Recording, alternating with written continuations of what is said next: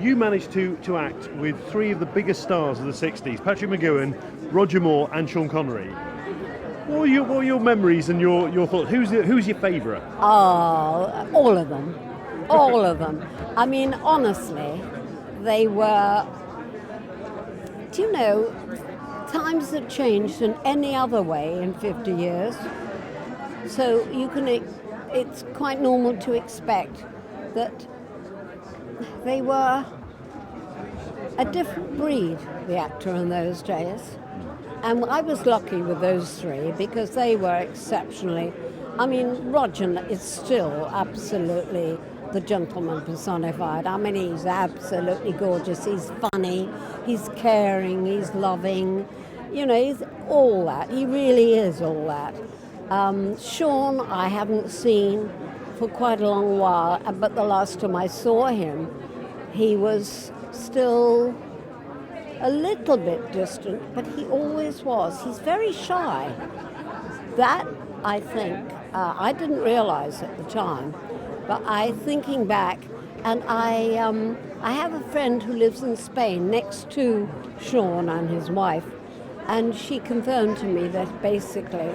How do you feel about the fact that, I mean, the amount of time that you filmed Dr. No One from Russia with Love, yeah, but it's the one thing that you will forever be associated with because of the... No, I mean, it's totally amazing.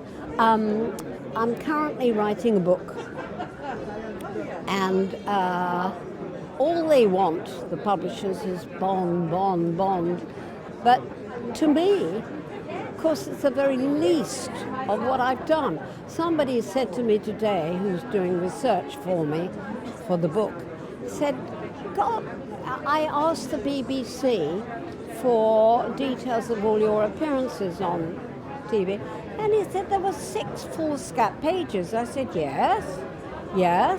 And then he went down to the film archives, and there were 20 pages of films that I've done. And TV, films, theatre, well, he said, I can't even cope with that at the moment. There's so much data on that. So really and truly, I mean, the way I came to do the Bond was purely because Terence Young, the director, I'd made a couple of feature movies for him, and he said, you're my good luck icon. I said, am I? He said, yes. He said, I want you to be in the Bond movies. So I said, well, I'd love to be, but I'm in a long-running show, and Rodgers and Hammerstein are not too happy about letting people out.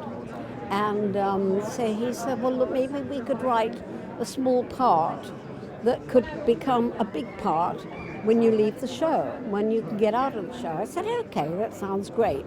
So the part was written with that idea in mind, that Sean and I get together for this love scene. It's a shame it didn't carry on into Goldfinger, but that's because Guy Hamilton took over, wasn't it? Exactly. And I mean, obviously, directors changed, actors changed, and I changed. But you are in the iconic opening whenever anybody and ever... you are, yeah. I mean, from that point of view, I love it, you know, because it was a welcome... Do you remember the line that you feed into Sean Connery? Can you do it to the camera? I admire your luck, or... And I admire your luck. You are... The name's Bond. James Bond. But I suppose I always will be associated, but I'm happy because you're talking about an iconic series that changed the face, but it's filmmaking. Well, it did, didn't it?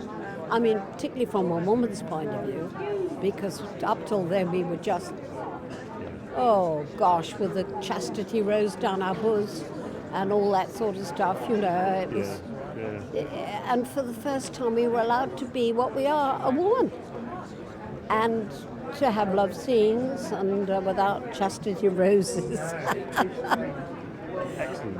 Thank you very much for your time.